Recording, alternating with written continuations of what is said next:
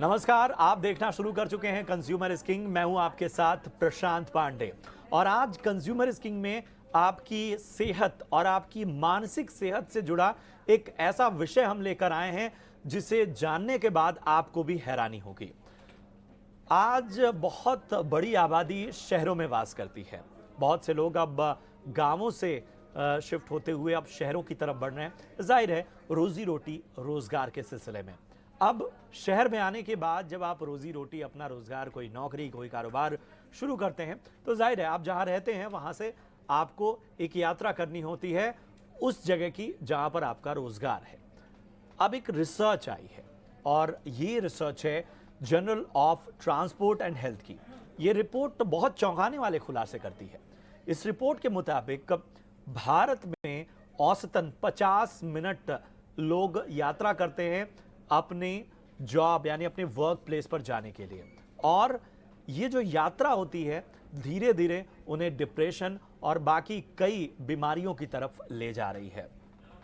ये रिसर्च ये भी कहती है कि जो लोग 1 घंटे या 1 घंटे से ज़्यादा ट्रैवल करके ऑफिस पहुंच रहे हैं वो धीरे धीरे उनमें थकान, अनिद्रा और बाकी डिप्रेशन, एंजाइटी, इस तरह की कई समस्याएं उभरने लगती हैं। शुरुआत में उन्हें पता नहीं चलता लेकिन धीरे धीरे ये तमाम बीमारियां उन्हें गिरफ्तार करने लगती हैं। आज इसी विषय पर चर्चा करेंगे, लेकिन याद रखिए हमने जो सवाल उठाया है ऑफिस की भागदौड़, डिप्रेशन या कुछ और। जी हाँ, क्या ये डिप्रेशन या एंजाइटी से कहना सही होगा या ये किसी तरह का एक तरह की थकावट है, एक तरह के पैटर्न में जब व्यक्ति फंस जाता है तो भी कई बार जो है उसे एंजाइटी होती है। इन सारी चीज़ों को हम समझने की कोशिश करेंगे। हमारे साथ एक्सपर्ट्स का एक बहुत ही शानदार पैनल इस वक्त चर्चा के लिए मौजूद है। सबसे पहले परिचय करा दूं, हमारे साथ जानी मानी साइकोलॉजिस्ट और साइकोथेरेपिस्ट डॉक्टर चीनू अग्रवाल हमारे साथ जुड़ी हुई हैं। डॉक्टर चीनू अग्रवाल, बहुत बहुत स्वागत आपका ईटी नाउ स्वदेश में। हमारे साथ जाने माने पल्मोनोलॉजिस्ट फोर्टिस अस्पताल से डॉक्टर अवी भी जुड़े हुए हैं। डॉक्टर अवी, आपका भी बहुत बहुत स्वागत। और हमारे साथ जानी मानी हेल्थ एक्सपर्ट और न्यूट्रिशनिस्ट दीक्षा जी भी जुड़ी हुई हैं। दीक्षा जी, आपका भी बहुत बहुत स्वागत। सबसे पहले डॉक्टर चीनू, मैं आपके पास आना चाहूँगा। आपने भी ये रिपोर्ट पढ़ी होगी और इस रिपोर्ट में हमने देखा कि औसतन जो अगर 1 घंटे या 1 घंटे से ज़्यादा आप ट्रैवल कर रहे हैं तो धीरे धीरे आप एंजाइटी, डिप्रेशन, चिड़चिड़ेपन और भी इससे जुड़ी, जाहिर सी बात है डिप्रेशन या तनाव जो होता है वो कई और बीमारियों को जन्म देता है, उसमें गिरफ्तार होते चले जाते हैं। क्या ऑफिस की ये भाग दौड़ वाकई डिप्रेशन की ओर ले जा रही है या इसे किसी और तरीके से समझना जरूरी होगा? धन्यवाद प्रशांत जी, कितना अच्छा आज आप विषय लेकर आए हैं। सबसे पहले तो इसके लिए आपको बधाई। ट्रैफिक अपने आप में और ट्रैफिक के बारे में हम जो सोचते हैं, ये दो चीजें मानसिक तनाव को जनरेट करती हैं। जो ट्रैफिक अपने आप में मानसिक तनाव को कर एक शुरुआत कर रहा है, उसका पार्ट थोड़ा है, छोटा है, पर जो हम उसके बारे में सोचते हैं वो पार्ट ज्यादा है। तो जो हम उसके बारे में सोचते हैं वो तरीका जो है हमारा उस ट्रैफिक के बारे में सोचने का, वो निर्धारित करता है कि हम सैड फील करेंगे, गिल्टी फील करेंगे, एंग्शियस फील करेंगे या एंग्री फील करेंगे। हम लोग ये सोचते हैं कि सिचुएशन या इवेंट हमारे जो भी हम महसूस कर रहे हैं उसके लिए जिम्मेदार है, पर ऐसा पूरी तरह से सत्य नहीं है। इसको हम ऐसे देखते हैं, मान लीजिए कि एक ही ट्रैफिक जैम में 4-5 गाड़ियां फंसी हुई हैं। एक गाड़ी में जब ट्रैफिक जैम में वो फंस गए हैं तो उन्होंने गाना चला लिया और वो गाने सुन रहे हैं। दूसरी गाड़ी में वो बहुत ज्यादा परेशान हो रहे हैं और कह रहे हैं, अरे मेरा तो प्रेजेंटेशन बिगड़ गया, मैं अगर टाइम पे नहीं पहुंचा, मेरी तो नौकरी खतरे में आ गई, अब मैं क्या करूंगा, मैं क्या जवाब दूंगा, मैं कैसे करूं, मैं कैसे जाऊं, ये ट्रैफिक। एक गाड़ी में ये चर्चा हो रही है कि अरे सरकार कुछ करती नहीं है, ये लोग बिल्कुल बेकार है, देखिए सड़कें नहीं बनाते, ये नहीं करते, फ्लाईओवर नहीं बनाते, और इनको ऐसा करना चाहिए, वैसा करना चाहिए। लोग गाड़ियां खरीद तो लेते हैं पर उनको चलाने की अकल नहीं है। तो सारी गाड़ियों में जो चर्चा हो रही है वो बिल्कुल अलग अलग हो रही है, और उसी के मुताबिक उनका इमोशन है। अगर इसी को हम इस तरह से देखें कि ट्रैफिक जैम में फंसना एक सामान्य बात है, और हमारी जो इंफ्रास्ट्रक्चर है इस वक्त खासकर हमारे कंट्री में, वो पॉपुलेशन के हिसाब से है ही नहीं। हमें ये पहले से ही पता है, और ये प्रेडिक्टेबल है कि हम लोग अक्सर इस रोड पर जब जाते हैं तो ट्रैफिक जैम में फंस जाते हैं। और अगर ये अनसर्टन है, अनप्रिडिक्टेबल है, रोज तो हम जाते तो कोई ट्रैफिक नहीं मिलता, आज मिल गया और आज हम इसके लिए तैयार नहीं थे। और तीसरी बात ये है कि हम जब फंसी गए तो हमारे पास चॉइसेस क्या है।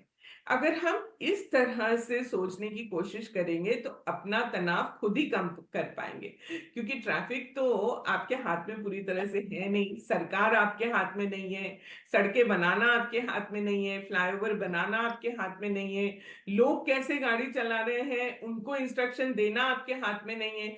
तो आपके हाथ में क्या है? आपके हाथ में है अपनी सोच और अपना मूड।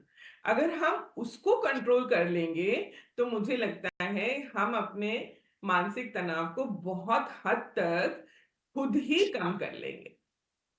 बिल्कुल, बहुत सही बात आपने कही डॉक्टर चीनू। और वाकई ये जो अप्रोच है किसी भी समस्या की ओर देखने का, यही हमें बाकियों से अलग बनाता है। और ये हमें समझने की आवश्यकता है कि जो चैलेंज है वो चैलेंज थोड़ा कम ज़्यादा, उसकी इंटेंसिटी कम ज़्यादा हो सकती है, लेकिन वो चैलेंज तो बना रहेगा। आपको ऑफिस जाना है, आपको या तो उसका समाधान ये है कि आप ऑफिस के पास रहिए। अगर हम जानते हैं बड़े बड़े महानगर जो हैं दिल्ली, मुंबई, वहाँ पर ऑफिस के पास कई बार घर की जो उपलब्धता है वो नहीं होती, या वो होता भी है तो वो आपके बजट से बाहर होता है, और इस वजह से कई बार आपको ऑफिस से दूर रहना पड़ता है। कई बार आपको मन मुताबिक लोकेलिटी नहीं मिलती है, इस वजह से आप एक ऐसी जगह रहना चाहते हैं जहाँ कम से कम आप घर पहुँचे तो स्वच्छ हवा हो, एक बेहतर माहौल हो, थोड़ा आपकी दुनिया से अलग हो सकता है कि ऑफिस के आसपास घर लेने से आपको ऐसा लगे कि आप ऑफिस के करीब हैं और आपके दिमाग से ऑफिस ना निकल पाए। तो ये सारी चीज़ें हैं, ये एक नज़रिया है, और इस नज़रिए को धीरे धीरे बदलने की आवश्यकता है। समझने की आवश्यकता है कि हम जिन सहयात्रियों के साथ ट्रैवल कर रहे हैं, चाहे हम सार्वजनिक परिवहन से भी ट्रैवल कर रहे हैं, तो हमारे सहयात्री भी जो हैं उनकी बातों का हम पर असर ना हो, या अगर हम अपनी गाड़ी से जा रहे हैं, ट्रैफिक में ट्रैवल कर रहे हैं, तो भी हम बहुत ज़्यादा किसी चीज़ को लेकर ओवर थिंक ना करें, ज़रूरत से ज़्यादा उसको सोचें मत, उसे ये मान के चलें कि ऐसा सामान्य प्रक्रिया है, सबके साथ हो रही है। डॉक्टर हफीज़, अब ज़रा मैं इसके दुष्प्रभावों की बात करता हूँ। जब ट्रैफिक शब्द आता है तो जाहिर सी बात है उससे जुड़ा है प्रदूषण, उससे जुड़ा है महानगरों में होने वाला कंस्ट्रक्शन, और इन सब का जाहिर सी बात है असर हमारी सेहत पर पड़ रहा है। आप लोग तो बहुत सारे रिसर्च और बाकी चीज़ों पर शोध करते आए होंगे। क्या वाकई शहरों में जो है वो ट्रैफिक एक स्लो पॉइजन बनता जा रहा है? जी नमस्कार। बिल्कुल आप सही कह रहे हैं। जहाँ तक ट्रैफिक का सवाल है, जो हम दिल्ली में हम देख रहे हैं कि प्रदूषण का लेवल जो PM 2.5 है, एयर क्वालिटी इंडेक्स है, वो वेरी सीवियर है। तो इस वजह से हमारे जो पूरी बॉडी पे जो इफेक्ट आ रहा है, जो पूरे शरीर पे जो उसके दुष्परिणाम दिख रहे हैं, वो धीरे धीरे दिखते हैं। एक स्टडी भी आई थी जो लैंसेट में पब्लिश हुई थी, उन्होंने ये दिखाया था कि दिल्ली वासियों की जो जिंदगी है वो 11.9 साल कम हो जा रही है एज कम्पेयर टू जो दूसरे वासी हैं, क्योंकि यहाँ पे प्रदूषण बहुत है। हम ये भी देख पा रहे हैं कि लोगों को सांस लेने में परेशानी हो जाती है, इस मौसम में एलर्जी नई नई शुरू हो जाती है, निमोनिया हो जाते हैं। और जहाँ तक ये भी होता है कि धीरे धीरे अगर ये प्रदूषण की मात्रा कम नहीं होती है, क्रॉनिक एक्सपोजर से कैंसर तक भी चीजें बढ़ रही हैं, हार्ट के इफेक्ट्स भी आ रहे हैं, दिमाग पे भी इफेक्ट पड़ रहा है, ब्लड प्रेशर्स बढ़ रही हैं, शुगर्स बढ़ रही हैं। अभी एम्स में एक रिसेंटली एक स्टडी आई थी जिसमें हमने देखा था कि भाई जो इमरजेंसी विजिट्स हैं वो लोगों की बढ़ गई है, 50% इमरजेंसी विजिट्स बढ़ गई हैं। तो इस प्रदूषण से और इस ट्रैफिक में रहने से ये चीजें काफी दिख रही हैं, शरीर पर दुष्परिणाम हो रहे हैं। तो इन चीजों का ये सामना लोग कर रहे हैं। बिल्कुल, बहुत बहुत अहम बात आपने कही डॉक्टर रवि। और ये जो स्थिति है, वाकई ये भी एक बड़ी चिंताजनक स्थिति है कि आप इसको बदल नहीं सकते। अगर किसी शहर का एयर क्वालिटी इंडेक्स या वहाँ की ट्रैफिक की स्थिति बदतर है तो उससे आपको गुजरना ही है। अब सवाल आता है कि इसके प्रति अपने शरीर को एक एक एक बेहतर तरीके से इससे लड़ने के लिए मजबूत बनाया कैसे जाए। दीक्षा जी, आपको चर्चा में शामिल करता हूँ। मेरा सीधा सवाल आपसे यही है, हम परिस्थितियाँ बदल नहीं सकते, उनकी तीव्रता, उनकी इंटेंसिटी थोड़ी कम या ज़्यादा कर सकते हैं। कुछ दिन बेहतर होंगे, कुछ दिन बहुत बदतर होंगे, ये हमें मान के चलना होगा। ऐसे में डॉक्टर अभी ने जो बात की कि हमारी इम्यूनिटी वीक हो रही है, डिप्रेशन, तनाव, एंजाइटी, ये हम जानते हैं कि ये स्वस्थ शरीर को भी धीरे धीरे बीमार बना देता है। ऐसे में अपने शरीर का सुरक्षा कवच व्यक्ति किस तरह से बनाए, चाहे वो बाहरी चीज़ों का सहारा लेके बनाए या फिर इंटरनली क्या क्या वो चीज़ें करें जिससे वो इन सारे चैलेंजेस को अपने से उनका सामना कर पाने में खुद को सक्षम बना सके। प्रशांत, आपने बिल्कुल सही कहा कि सिचुएशन हमारे कंट्रोल में नहीं है। हम उन सिचुएशन से लड़ने के लिए अपने आप को किस तरह से बेटर प्रिपेयर कर सकते हैं, वो हमारे हाथ में है। तो mental health, physical health, nutrition, ये सारी चीजें ओवरऑल आपकी वेलबींग और आपके वेलनेस के एक बहुत महत्वपूर्ण अंग है।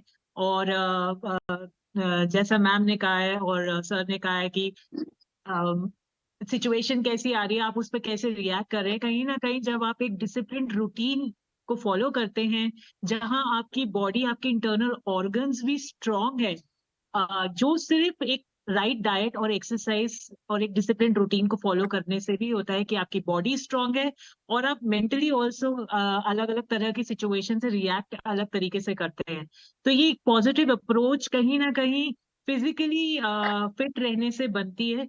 आप अगर एक रूटीन बनाएंगे जिसमें आप 45 मिनट या 1 घंटा एटलीस्ट किसी तरह की फिजिकल एक्टिविटी, फिजिकल एंड्योरेंस पर काम करें, ऑटोमेटिकली आपके ऑर्गन्स, आपके लंग्स, आपके हार्ट हेल्थ सब कुछ बेटर होता है। साथ ही साथ आपकी मेंटल जो एंड्योरेंस है वो भी बेटर होती है। जब आप एक फिजिकल एक्टिविटी में अपने आप को इन्वॉल्व करते हैं, आप ऑटोमेटिकली ऐसे कुछ केमिकल्स अपनी बॉडी में रिलीज करते हैं जो आपका मूड अच्छा रखता है।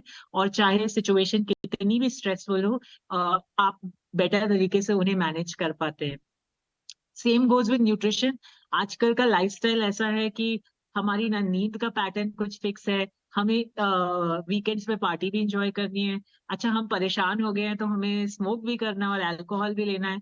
तो ये चीजें भी कहीं ना कहीं आपकी daily day to day routine को इम्पैक्ट कर रही हैं। तो अगर आप इन चीजों पर अपना कंट्रोल ला सके, जहां आप कोशिश करें कि मेरा स्क्रीन टाइम बंद हो, मैं अच्छी नींद लूं 8 से 9 घंटे की, और कम से कम सब्सटेंस अब्यूज की तरफ जाऊं, अच्छा खाना खाऊं, घर का बना फ्रेश खाना खाऊं जिसमें सब्जियां हो, वेजिटेबल्स हो, फ्रूट्स हो, जो हमारे रेगुलर इंडियन डाइट और ऑटोमेटिकली बहुत सिंपल और सादा खाना हम खाते हैं, हेल्दी खाना खाते हैं, उस तरह का खाना अगर आप डालें अपने डाइट में, तो ऑटोमेटिकली चीजें वेल प्लेस्ड हो जाती हैं आपकी बॉडी के हिसाब से। और जो आगे की सिचुएशन है उसको आप थोड़े अलग नजरिए से देख पाते हैं। तो मेरे हिसाब से अगर आप फिजिकली फिट हैं, अपने आप को कॉन्शियसली एक्सरसाइज करने के लिए और न्यूट्रिशियस डाइट लेने के लिए तैयार कर रहे हैं और अप्लाई कर रहे हैं उस चीज को, तो काफी हद तक ये सिचुएशंस को आप बेटर टैकल कर पाते हैं। तो ये जो हमारे तमाम एक्सपर्ट जिस बात पर सीधा फोकस कर रहे हैं कि आपको खुद को मजबूत बनाना होगा, अपनी खुद की ढाल इतनी ज़्यादा एक तरह से मजबूत कई स्तरों पे, कई लेयर्स की बनानी होगी, जिससे ये जो समस्याएं आपको दिख रही हैं, जो आपके सामने बहुत ही विकराल नज़र आ रही हैं आपको, क्योंकि आपका मन कमज़ोर है, क्योंकि आप बहुत ज़्यादा परेशान हैं, क्योंकि आपकी हेल्थ ठीक नहीं है, क्योंकि आपकी हेल्थ पर बाहरी चीज़ें बहुत असर डाल रही हैं, उसके प्रति अपनी ढाल को ज़रा और मजबूत कीजिए, तब जाकर आप बेहतर तरीके से इन सारी चुनौतियों का सामना कर पाएंगे। एक आंकड़ा यही है कि देखिए, है परेशानी तो है, क्योंकि वही होता है कि क्या जैसे जैसे चीज़ें बढ़ती हैं, विकास बढ़ता है, तो बहुत से उसके साथ दुष्प्रभाव भी लेकर आता है। जो ये रिसर्च है उसमें ये बात साफ तौर पर कही है कि एक औसत भारतीय अपने दिन का 7% हिस्सा ऑफिस जाने में लगा देता है। अब अगर इसे 100 दिन के हिसाब से देखें तो 7 दिन वो एक तरह से ट्रैफिक और ट्रैवल में ही रहता है। अब 100 दिन में 7 दिन आप ट्रैफिक में, ट्रैवल में, अगर आपका एक बहुत बड़ा हिस्सा निकल रहा है 7 दिन, अब हम सोचते हैं, हम कई बार एक्सक्यूज़ देते हैं कि हमें एक्सरसाइज करने का समय नहीं मिल रहा है, हमें मेडिटेशन करने का समय नहीं मिल रहा है, लेकिन आप ये देखिए कि आपको समय निकालना पड़ेगा, क्योंकि आप न चाहते हुए भी 7 दिन, 100 दिन की औसत के हिसाब से 100 में से 7 दिन आप ट्रैफिक में गुजार रहे हैं। ये अनचाही बात है।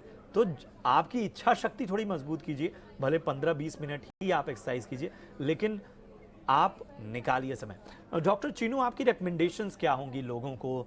बहुत सी बातें तो आपने बताई कि मन को मजबूत करना होगा, बहुत सी चीज़ों को अवॉइड करना होगा, लेकिन एक अपने दिन को अगर प्लान करना हो, और जिसमें ट्रैफिक भी है, जिसमें ऑफिस आवर्स भी हैं, जिसमें पर्सनल टाइम भी है, इसको किस तरह से आप बैलेंस करने की सलाह देंगी, रिकमेंडेशंस देंगी?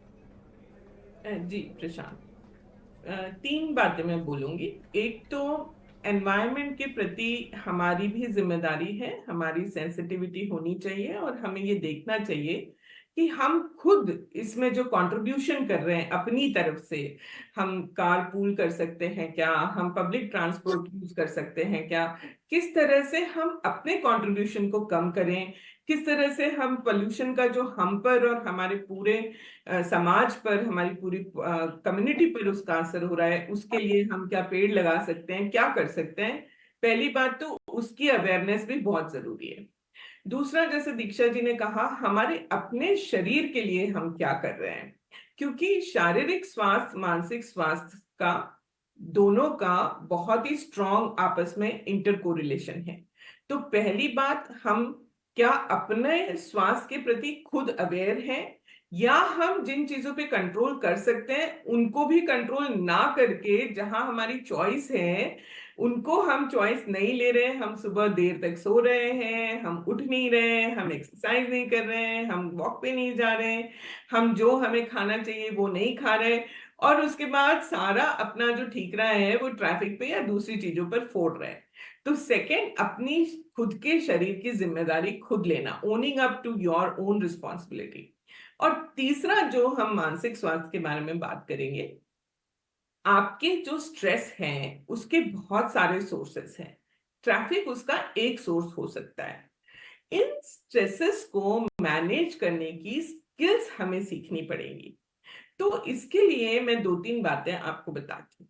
पहला, कि लाइफ फंडामेंटली अनसर्टन और अनप्रिडिक्टेबल है, इस बात को एक्सेप्ट कर लीजिए। आप कितना भी चाहें, जीवन आपके हिसाब से नहीं चलता, उसमें कोई ना कोई चीजें डे टू डे बेसिस पे बीच में आती रहती है, इंटरफियर करती रहती है, ट्रैफिक उनमें से एक है।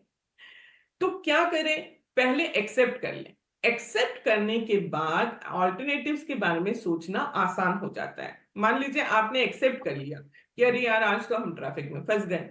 अब ट्रैफिक में आप पता कर लीजिए कितना समय लग रहा है, क्या हुआ है, क्या नहीं हुआ है। अकॉर्डिंगली अपने बॉस को इन्फॉर्म करिए, अपने घर पे इन्फॉर्म करिए, और जो जितना समय है उसको हम कैसे यूटिलाइज कर सकते हैं। अगर आपका कोई प्रेजेंटेशन है तो क्या आप फोन पे उसको कर सकते हैं। तो ऑल्टरनेटिव्स खोजना फिर उसके बाद में आसान हो जाता है। दूसरी बात, हम जब पास्ट में या फ्यूचर में जा के फ्लक्चुएट करते रहते हैं तो हमारा स्ट्रेस कभी कम नहीं होगा। प्रेजेंट मोमेंट से कनेक्ट करना, इस वक्त मैं कहाँ हूं, इस वक्त मुझे क्या फीलिंग हो रही है, मेरे शरीर में वो फीलिंग कहाँ हो रही है, मेरे मन में किस तरह के विचार उठ रहे हैं। प्रेजेंट मोमेंट में जब आप अपने आप को ग्राउंड करेंगे, एंकर करेंगे, उससे जुड़ेंगे, तो आप आगे क्या एक्शन लेना है इसके बारे में डेलिबरेटली सोच पाएंगे। वो आपका रिएक्शन ना होकर आपका रिस्पॉन्स होगा। और तीसरी बात, जब भी हम अनटूवर्ड सिचुएशन में फंस जाते हैं, या जब हमें ऐसा लगता है कि ये हमने प्लान नहीं किया था और ये अनप्लान तरीके से हो गया, अनसर्टन है, ये क्यों हो गया, ऐसा नहीं होना चाहिए था, इस तरह के जो विचारों के लूप में हम फंसते जाते हैं, उसको आइडेंटिफाई करके और स्टॉप करिए। उसको देखिए कि ये जो भी मैं सोच रही हूँ इस वक्त, या मैं सोच रहा हूँ, क्या ये मुझे हेल्प कर रहा है किसी भी तरह से? अगर नहीं हेल्प कर रहा, अगर ये विचार यूजफुल नहीं है, तो पॉज, स्टॉप का बटन दबाइए और बोलिए, क्या इस वक्त मैं कर सकता हूं, व्हाट आर माई चॉइसेस, उसके ऊपर अपना ध्यान लेके जाइए। ऐसा करने से आप उस अनटवर्ड सिचुएशन में भी अपना इमोशनल और मेंटल बैलेंस बनाए रख पाएंगे, और बात कही अकॉर्डिंगली आपने डॉक्टर जो चीनू। सही समय कम है मेरे डिसीजन पास। मैं फटाफट से अपने दोनों मेहमानों से बाकी के सवाल ले लेता हूं। डॉक्टर रवि, जिन लोगों को पहले से ही सांस संबंधित दिक्कतें हैं या हाइपरटेंशन या इस तरह की समस्या है, उनको क्या सलाह आप देंगे इस तरह की सिचुएशन में, या उन्हें किस तरह की सावधानी रखनी चाहिए? देखिए, एक तो यही है कि भाई जिन लोगों को ब्लड प्रेशर है या डायबिटीज है, और अपना एक चीज तो ये है कि अपने नियमित रूप से दवाई लेते रहें। दूसरी चीज, अपना फिजिकल एक्टिविटी जरूर करें। अपना ये लोग अपनी बॉडी पे काम करना नहीं चाहते, चाहते हैं कि दवाइयों के सहारे सारी चीजें मुझे और हमारी दवाइयां भी बंद हो जाए। तो सबसे इम्पोर्टेंट जो चीज होती है, सबसे महत्वपूर्ण चीज जो मैं लोगों को ये समझाता हूँ कि शुरुआत आपसे ही होती है। आप अगर अपनी फिजिकल एक्टिविटी करेंगे, एक्सरसाइज करेंगे, दिन में आधा घंटा भी कर लेंगे, तो आपके शरीर को जो चाहिए चीज, एक चाहिए आपको, एक स्टिमुलस चाहिए, वो चीज आपको मिल जाएगा। आपको ब्रेन को भी मिलेगा, आपकी बॉडी को भी मिलेगा। तीसरी चीज ये है कि अपना खाना पीने पर ध्यान दीजिए। आजकल जंक फूड, जहाँ पे भी जाते हैं हम, जंक फूड की जो मात्रा है हमारी नॉर्मल डाइट में बहुत ज्यादा अत्यधिक बढ़ गई है। तो इस जंक फूड को कम से कम रखिए, फ्रूट्स खाइए, वेजिटेबल्स खाइए, पानी खूब पीजिए। इस तरह हम इस चीजों से बच सकते हैं। ठीक है डॉक्टर, बहुत बेहतर बात आपने कही। एक क्विक रिएक्शन मैं दीक्षा जी आपसे लेना चाहूँगा।